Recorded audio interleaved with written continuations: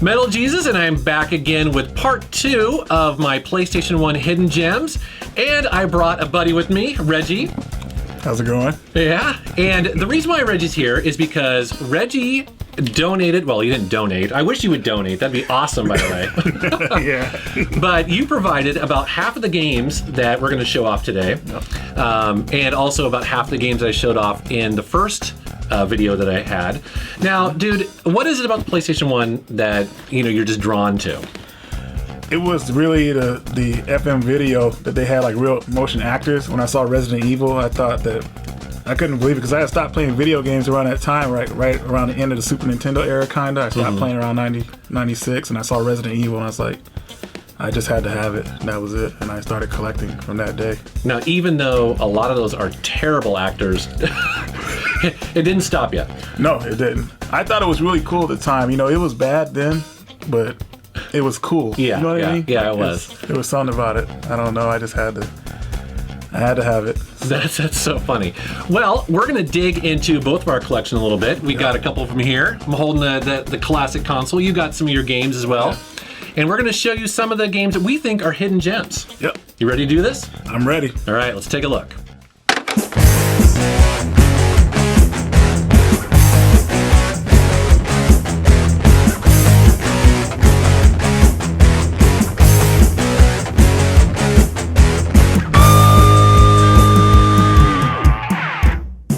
Elemental Gearbolt is a light gun shooter by Working Designs that is really unlike any other I have ever played.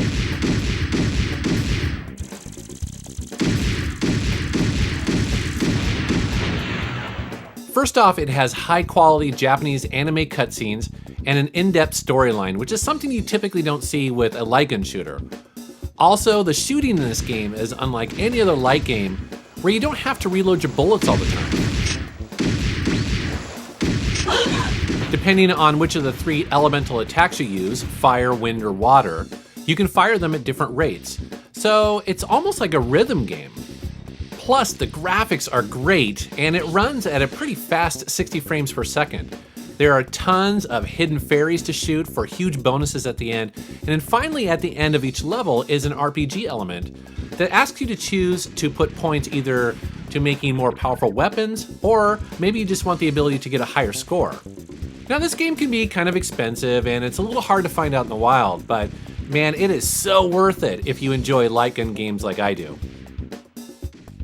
Wild 9 is a bit of a hidden gem from Shiny. These are the makers of the Earthworm Jim games, and they bring a pretty unique platformer to the PlayStation 1, where you not only just kill enemies, but you actually torture them by whipping them back and forth using the analog stick. Now, in a lot of ways, this feels like Earthworm Jim with 2D platforming, but it's actually rendered in full 3D graphics. The game is also silly like Earthworm Jim, yet it provides a bit of challenge for gamers that are looking for it.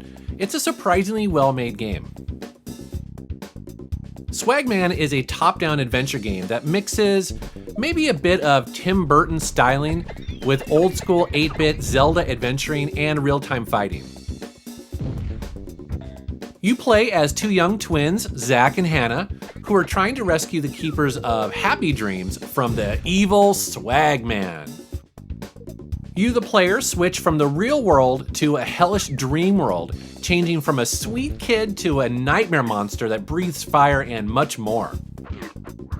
This is a bizarre and pretty interesting game, but also a challenging one that few people seem to know about. And, I suspect it's because it's called Swagman. It's such a weird name for such an interesting game. Pong, The Next Level by Atari is the rare modern remake that actually does it right. Now, if you remember Pong like I do, you know that it's a painfully simple game.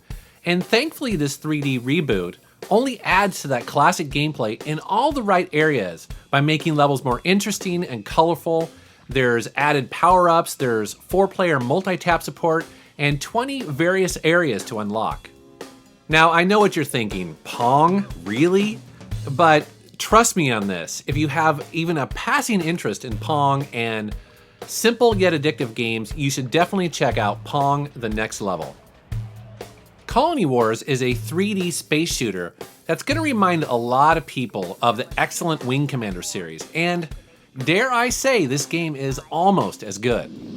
We've got fighters coming through the warp hole. Let's give them hell. The controls are tight and responsive, and the graphics are some of the best that the PlayStation 1 can do, and are often better than the PS1 version of Wing Commander. About the only place where the game doesn't quite measure up to Wing Commander is in the story department. Now, the story here is okay, with a standard rebels fighting the evil empire thing going on here. Kind of reminds me of Star Wars. And, that's not a bad thing. It's just that Wing Commander had much richer characters and an overall better world. That's the last you'll see of this war. Now, that said, fans of 3D space sims should not pass this game up. It's a ton of fun. The Buster Brothers collection is a compilation of arcade puzzle shooting games that I had not heard of before I borrowed this from Reggie, and they are surprisingly addictive and challenging. Now, like a lot of arcade games, the concept is simple. Bust balloons by shooting them into smaller sizes until you clear the screen. Now, this is made all the more interesting and challenging as the game progresses, while platforms, ladders, walkways, and other hidden areas are introduced, as well as more weapons including machine guns, dynamite, grappling hooks, and much more. This compilation comes with over 300 levels and supports 1 or 2 players. And I gotta say, it was really tough giving this game back to Reggie because it's pretty damn cool. Strider 2 by Capcom marks the return of the arcade fan favorite platformer. You jump, dash, slide, and kick ass with your light sword through a futuristic 3D world while still sticking to the classic 2D side-scrolling routes.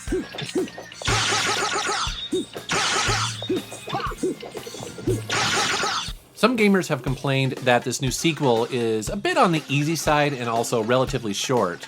And those are all true, although there is a difficulty level that you can adjust in here.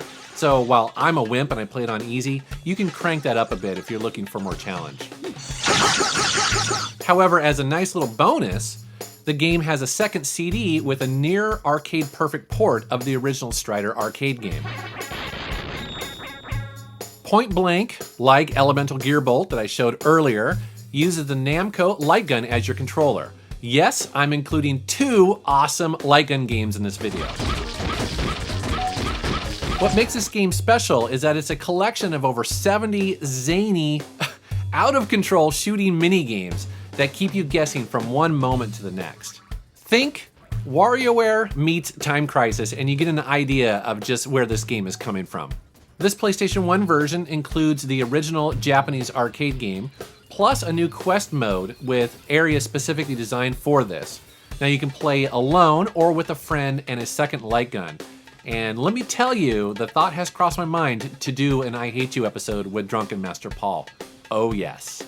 This game has quickly become one of my all-time favorite light gun games, and there are 2 sequels that follow it on the PlayStation 1, so I plan on getting those very soon. Raycrisis series Termination from Working Designs is the final entry in a trilogy of excellent vertical shoot-'em-ups. In the game, you choose between one of 3 spacecraft, each equipped with their own primary and secondary weapons, battling over fully 3D landscapes with lighting effects and tons of nasty enemies to shoot down. This is a pretty rockin' shoot 'em up with fast and furious action, a good soundtrack, and tons of things to blow up. Klonoa, Door to Phantomile is a game I didn't really know much about until recently, and that's a real shame because it's a very entertaining and polished platforming game with just tons of charm and really unique personality. You control Klonoa along with his magic ring, which allows him to grab enemies and lift them above his head. From there, he can either throw one enemy at another, either in front of him or maybe on a different plane, or Klonoa can use that enemy to double jump to a higher location. Now, maybe it's just me, but for some reason this game kind of reminds me of Kirby and the Crystal Shards on the N64, which is a good thing because I really like that game too. Despite getting good reviews when it was released, the game sold very poorly in North America. However, it was recently revived for the Wii and remade in 2009. The Fear Effect series might sound like an odd choice for some gamers because they were hardly hidden back when they were originally released. If anything, they were somewhat controversial because of the two lesbian main characters. What's up? You mean besides my blood pressure? We've got a blackout in the next sector and the lock mechanism circuit is fried. Just blast through then. Great idea. Was the 40 pounds of C4 packed in your backpack or mine? Real funny, smartass. Now what? However, enough time has gone on with no sequel or reboot, and I really feel it's my duty to tell potential PlayStation 1 collectors about this really cool series. These games play as survival horror adventure games similar to Resident Evil, with pre-rendered animated backgrounds and polygon characters on top of it. Fans of cyberpunk movies like Blade Runner or Total Recall, and also books like Snow Crash, have a lot to like here as these games take place in China 40 years from now. There are mysteries to solve, bad guys and robots to shoot, and a lot of interesting environments to explore.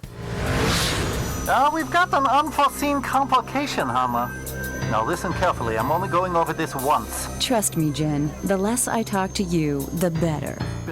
I should also mention that the developer of these games, Kronos Digital Entertainment, got their start while working at Sierra on King's Quest VI and Phantasmagoria back in the early 90s. All right, so those are some of our hidden gems for the PS1. So, Jason? Yeah, dude, you know what? I've been dying to ask you. Yeah. You have some amazing games in that collection. The first time you showed me your PlayStation 1 collection, I was frankly, Yeah, I was remember blown away. that. I know. Yeah. My eyes were huge, right? Mhm. How do you have so many rare games?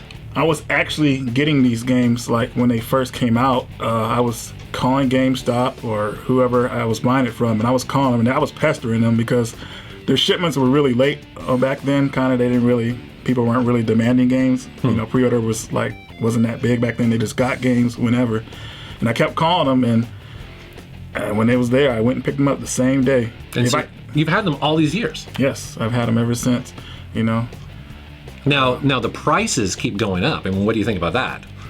Well, they're hard to collect because, especially if you want to complete, because if you're missing a manual for that, you know, it looks terrible. Mm-hmm. You know, that's the whole cover of the whole game. So, but it makes your collection worth a lot, though. it does, and sacred and safe. That's so awesome. You know, and there's so many more games. We could have done, I don't know, 3 or 4 episodes of this, but at the end of it, we do have to have an honorable mentions here, and this is going to be a nice mix of my collection and yours. All right. All right, man. I want to thank you for coming on my channel. It's really cool having you. I appreciate it. Yeah, dude. All right.